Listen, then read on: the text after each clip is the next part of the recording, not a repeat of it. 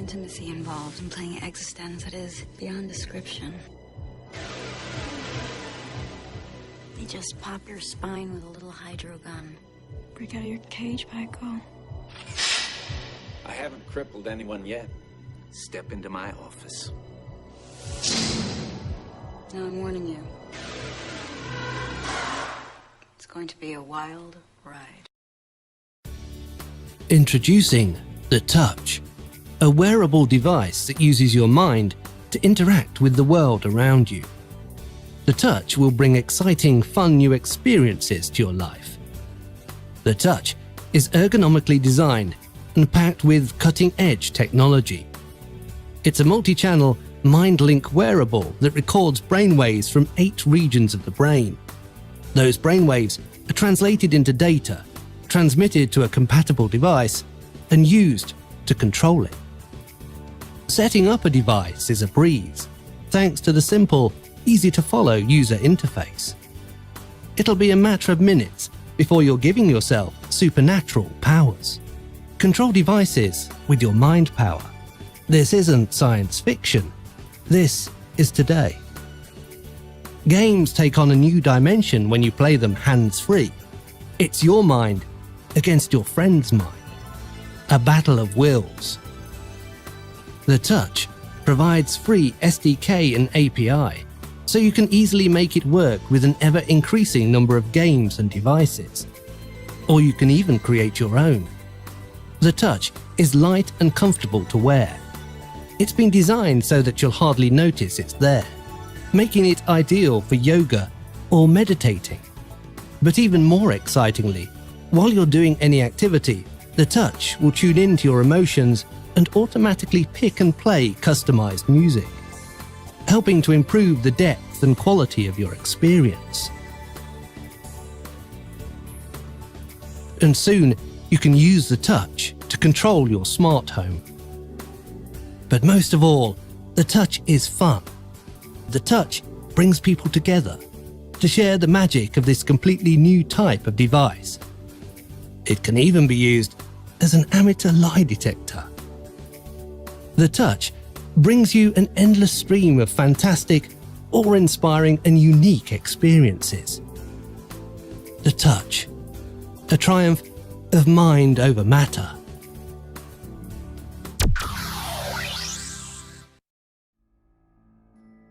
Okay, so if you forgot your ticket to a game, a soccer game in Argentina, it's not a problem because you can use the microchip that's been embedded under your skin.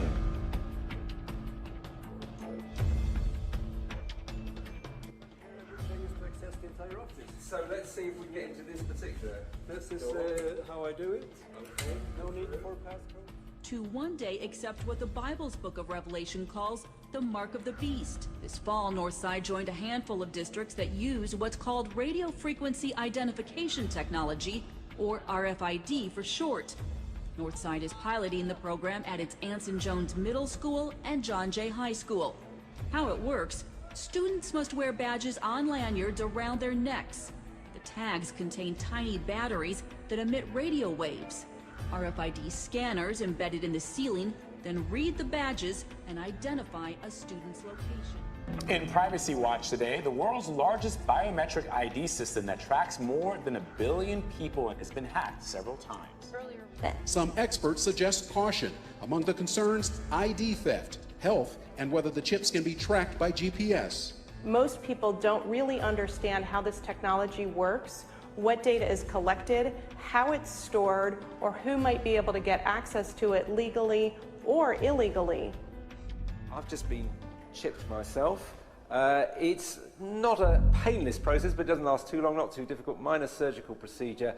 New microchip technology now makes it possible for the emergency room staff to find out about your medical history at the touch of a computer key. At some point, we're all going to have RFIDs. It might be even in our fingers, where they require it with everything on it. Instead of carrying credit cards or money, we will probably be implanted with chips. And now RFID microchips like this are being injected into humans. I'm sorry, sir, did you just say you would get one implanted in your arm? Absolutely, without a doubt. Our driver's license will be on the RFID chip. Our credit card number, all our information will be on this one chip. The chip is encased in unbreakable glass and is about the size of a grain of rice. The procedure is done with anesthesia and is relatively pain-free. It felt pretty scary, but at the same time it felt very modern, very 2015. The government has just approved the use of a computer chip that would be implanted under your skin. When complete, everyone will have a unique 12-digit identity number. If hospitals purchase this detection equipment, the system will most likely start to include more and more people in those communities who will want the chips. Wow. Interesting stuff. Everybody could have one of those one day. Does Google now know everything I do and everywhere I go? Because, let's face it, we like you guys, but you're from Google. It may be true that 10 to 20-year-olds don't want to wear a watch on their wrist, but you can be sure that they'll be far more interested in wearing an electronic tattoo, if only to piss off their parents. Forget mobile phones. Your children and grandchildren may well want an implant instead. You know, when we check out at the grocery store, we'll be swiping our own arm over the scanner. And that will be something we feel we can't live without. It would be such a disadvantage to not have the implant that it essentially becomes not optional. Let's imagine a little bit what the future might look like if I could take your stem cells and put them on a chip, or your stem cells and put them on a chip. It would be a personalized chip just for you. It turns over, but it doesn't start. But the RFID reader antenna is here. So when I authenticate, the bike powers up.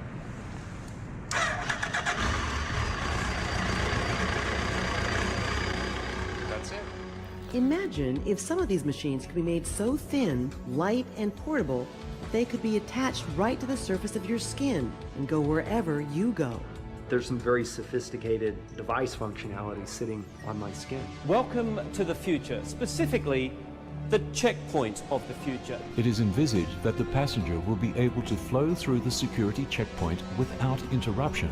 This is what IATA, which is the airline industry trade body, is hoping will become commonplace around the world. A sort of one-stop shop for security from the curb to the gate, as they say, with dignity. Can a microscopic tag be implanted in a person's body to track his every movement? There's actual discussion about that. You will rule on that, mark my words, before your tenure is over. Mark my words, huh? More like the mark of the beast. Even though it is called a tattoo, there is no need to pierce or puncture the skin. Instead, the device sticks on. So what we can do then is we can take this device, laminate it on the skin. It occurs to me I've got them in my dogs. Why wouldn't I have them in small children, too? There are also several products available to keep track of children. Many of them act as emergency cell phones and tracking devices, with some even able to display on a map the places your child has visited. To think something so small can connect you to everything that matters. Because I'm in love with my kids' kids. Because my car lost control while driving. Because now I'm looking out for both of us. Because I have diabetes, but it doesn't have me. Because I spend my life in the ER trying to save yours. Reading out of the book of Revelation, possibly. So what concerns come to you arise from humans microchipping themselves? This is the mark of the beast. This is, listen, no, let me tell you something. I mean, I'm no biblical scholar here, but it's amazing the parallels made. Well, you've heard of them being implanted in dogs so they don't get lost, but now microchips implanted in humans could change the way we tackle everyday tasks. They could also put our privacy at risk. In the Stockholm business complex, employees gain access not with key cards, but with the wave of a hand. This is something that you can use just like a key badge. At a recent tech conference, Hannes Sjöblad explained how a microchip implanted in his hand makes his life easier. It replaces all the keys and cards that used to clutter his pockets. I use this many times a day. For example, to unlock my smartphone, to open the door to my office. Sjöblad calls himself a biohacker. We biohackers, we think that the human body is a good start, but there is certainly room for improvement. The first step in that improvement is getting a microchip about the size of a grain of rice slipped under the skin. Suddenly, the touch of a hand is enough to tell the office printer this is an authorized user. The microchips are radio frequency identification tags, the same technology widely used in things like key cards. The chips have been implanted in animals for years to help identify lost pets. Now the technology is moving to humans, but each touch leaves a digital footprint, and that can compromise privacy. Even a dedicated biohacker has concerns. It's very easy to hack a chip implant, so my advice is don't put your life secrets on a chip implant. So many economists believe the future will be cash-free. You're already seeing it from everywhere you go, whether it's your baseball game or to your local deli. Now, Sweden is getting there even faster than anyone else. And 4,000 Swedes, now get this, have microchips implanted in their hands. We're going cashless. We've been cashless. Where's this cash? Ever buy a house with cash or a car? We've got this. I don't even have, I got a couple of bucks. We've been cashless. But that's not the issue. One of these days, these kids, I think you call them millennials or something, they're gonna take these little tiny RFID, radio frequency identification chips, about the size of a grain of rice. And they're gonna be cool, Scotty. Oh, they're gonna be waiting in line overnight to get implanted. An office in Sweden is taking wearable technology to the next level by implanting microchips into their staff. Yes, that's right, the newly opened Epicenter office complex in Stockholm is offering workers the chance to be chipped under the skin of their hands. The radio frequency identification chip, which is about the size of a grain of rice, allows users to open doors, swap contact details, and use the photocopier. People who work here can be chipped to gain entry to the building and various services. I've just been chipped myself. It's not a painless process, but it doesn't last too long, not too difficult. Minor surgical procedure, which basically involves a little chip the size of, I suppose, of a grain of rice being inserted under your skin, and you can then go off and have it programmed and then do various things inside the building. And they're going to say, look at this. I can go to the drugstore. I can go to a cab. Isn't it great? How cool am I? Look, I've got this little embedded chip. And they'll say, they have medical records. And you're going to do that to grandma and grandpa in case, God forbid, they have some kind of dementia they're walking off. I mean, after all, we have it in our dogs, right? It's like OnStar for human beings. But here's the catch. One of these days, God forbid, Scotty, they find you guilty of something. And you go before a court. And they say, we're going to sentence you to prison? No. We're going to turn your chip off. And you don't exist. Everything. In fact, people are going to notice that when you walk up, they're going to say, who is this? You're not registered. You say, it's me. What do you mean, who is this? No, you're not showing up on this. You don't exist. Tim Shank's dogs have implanted GPS chips in case they get lost. Now he has a chip of his own. This is an NFC chip, so it's similar to what phones have nowadays. The Minnesota software engineer had his finger cut open to put this tiny chip inside. There is the chip, which emits low frequencies. He programmed the chip to open his smart lock at home. So that unlocks my door. And manipulate his smartphone. And it turned off my ringer. Chrissy Heichman from Dallas has one too. And it's just a little glass bead like the size of a grain of rice. She uses hers instead of a key card at work. The online company Dangerous Things sells the device and an injection kit for $57. Dangerous Things warns customers on its site. This device has not been tested or certified by any regulatory agency for implantation or use in the human body. Use of this device is strictly at your own risk. With companies like Verichip, we have been hearing about implantable computer chips for over a decade. The latest office innovation is a microchip implanted in the skin. This is the first American company to ever try this. So what are they tracking, and would you say yes if your boss asked you to do the same? And while we have been conditioned over the years to accept the idea of an implantable chip, Elon Musk has been warning us of the dangers of artificial intelligence.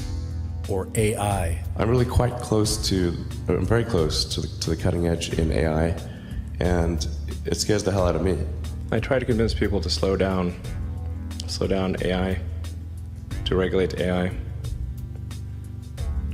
This was futile. I tried for years. The merge scenario with AI is the one that seems like probably the best. Like for us. Yes. Like if you can't beat it, join it. That's like the purpose of Neuralink, is to create a high bandwidth interface to the brain such that we can be symbiotic with AI. One thing is for sure, we will not control it. After successfully testing Neuralink on a monkey, monkey has been able to control the computer with its brain. Just, yeah. Elon Musk is ready to begin implanting his technology on humans as early as next year.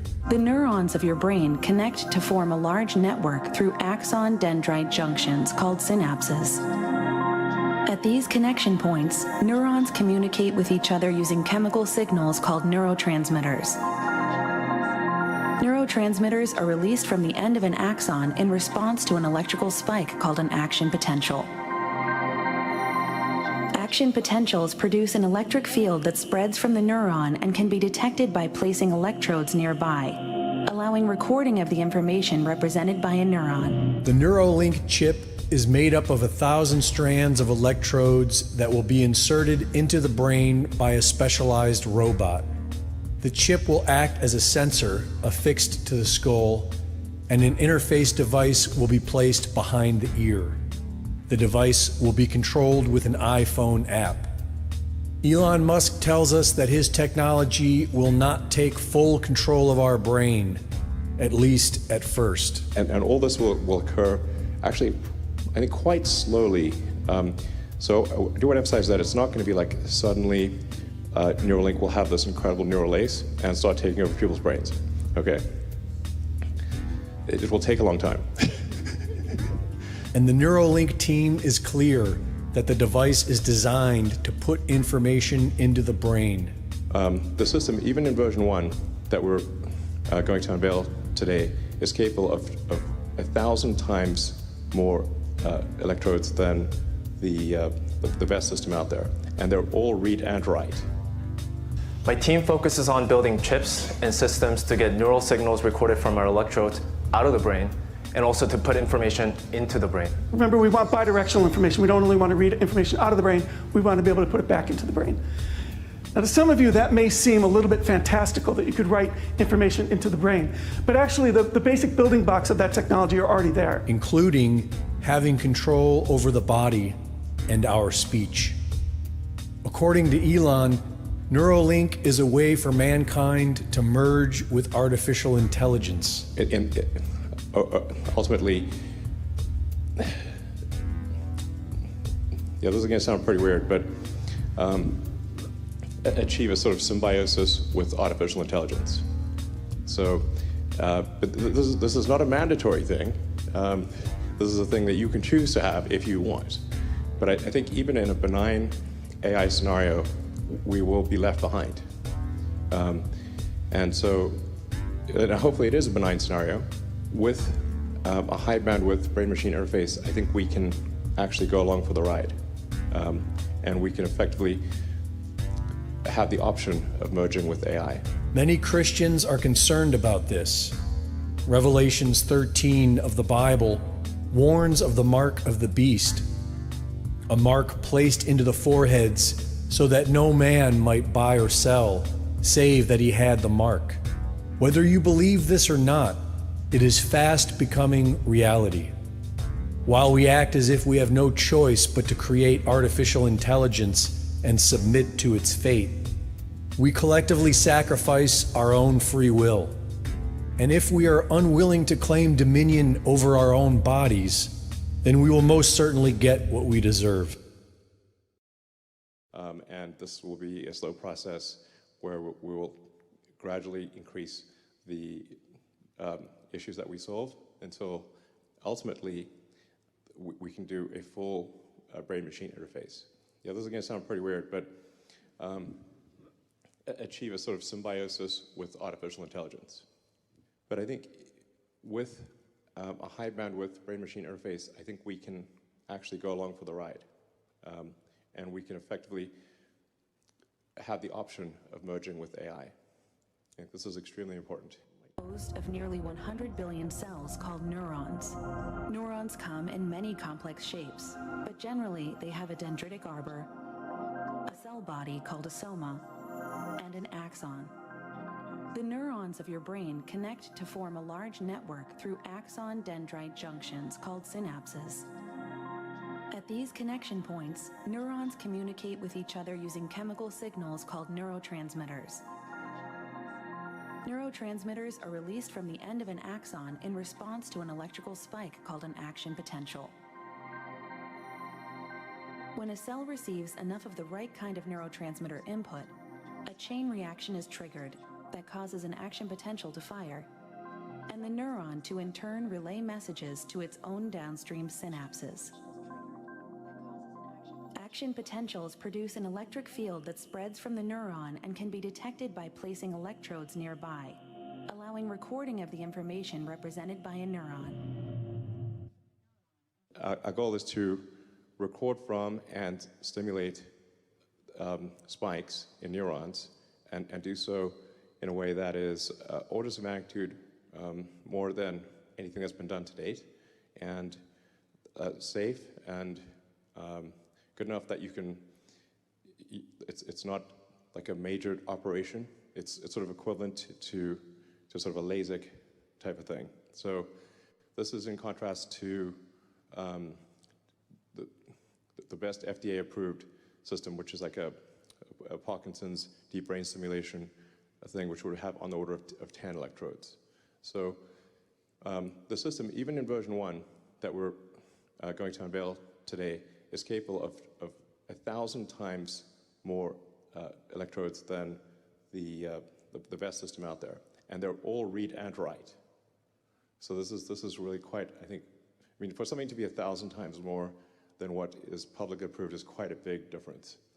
So there's very tiny threads that are about a tenth, roughly, of the cross-sectional area of a human hair. So they're extremely tiny threads. In fact, the threads that we have, like I said, even in version 1, are about the same size as a neuron. So if you're going to go stick something in your brain, you want it to not be giant, you want it to be tiny, and to be approximately on par with the things that are already there, the neurons. You really need this to be done with a robot, because it's very tiny and it needs to be very precise. So you don't want to pierce a blood vessel. So when so each thread, the robot looks sort of basically through a microscope and inserts each electrode specifically, bypassing any vasculature, any kind of like blood vessel, and making sure that it can be inserted without causing trauma or minimal trauma. So just to give you a sense of scale, this is how tiny the threads are. That is not even a big finger, that is a small finger. So these threads are just like I said, way smaller than a hair, and there's 1,000 of them. And this is what the robot looks like. It's sort of quite a complex device, but it all comes down to a very tiny point. So we want to just like, you see the robot on the left, and then what looks like the needles for insertion next to a penny, but in fact the actual needle that gets inserted is way tinier. It's that little tiny thing where the arrow is pointing. That's actually the size of the needle. It's about 24 microns in diameter. It's so small you can't really even see it in the picture with the penny. You can get a sense for the robot doing the electrode insertion. That's a very zoomed in view. So they're all very tiny, and the robot is very selectively applying them very delicately, and And then this is what the chip looks like. So there's action potentials. So each one of those represents one electrode. So there would be up to 10,000 of these lines. The operation on a per chip basis, it involves just a 2 millimeter incision, which is dilated to 8 millimeters, and then the chip is placed through that, and then it goes back to being 2 millimeters, and you can basically glue it shut. You don't even need a stitch. And then the interface to the chip is wireless. So you have no wires poking out of your head. Very, very important. So it's basically Bluetooths to your phone. Because we'll have to watch the App Store updates for that one. Make sure we don't have a driver issue. And we hope to have this aspirationally in a human patient before the end of next year.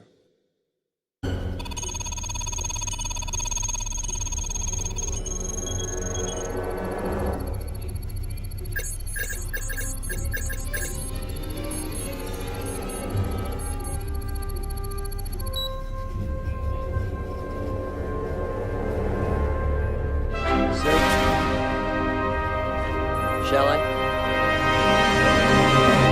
No. It's my job now. The harder you push it, so the harder you pay attention, the more the red bar goes up, and the harder you push on the car. I want you to focus so hard that you see the car fall.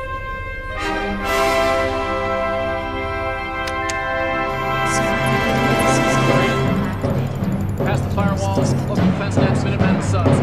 Skynet fully operational, processing at 60 teraflops a second. It should take less than a minute to find the virus and kill it. Let's pray to God this works.